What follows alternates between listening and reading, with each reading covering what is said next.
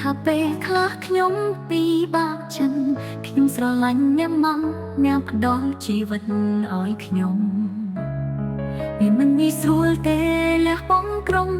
យ៉ាងដើម្បីមកប្រទេសនេះរីថ្ងៃបំដែលខ្ញុំតែងតែយល់ចិត្តអ្នកទោះបីជាយើងអាចឈឺចាប់មិនតិចក៏ដោយពេលខ្លះរីថ្ងៃប៉ុនអ្នកដែរទោះចម្រៀងនេះគឺសម្រាប់អ្នកខ្ញុំពិតជាពេញចិត្តចំពោះអ្វីដែលអ្នកបានធ្វើសម្រាប់ខ្ញុំជាច្រើនឆ្នាំខ្ញុំចង់បន្តពន្លឺរបស់អ្នកក្នុងភាពងងឹត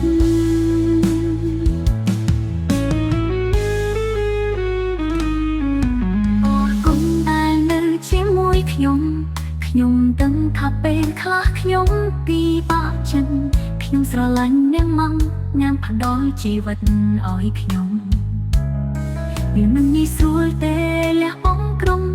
យ៉ាងដើម្បីមកប្រទេសនេះរីថ្ងៃបំដែលខ្ញុំតែងតែយល់ចិត្តអ្នកទោះបីជាយើងអាចឈឺចាប់មិនតិចក៏ដោយតែខ្លះរីថ្ងៃប៉ុនអ្នកដែរ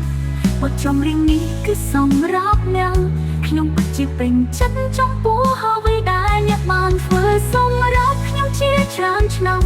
ខ្ញុំចង់បន្តពន្លឺរបស់អ្នកក្នុងភាពងងឹត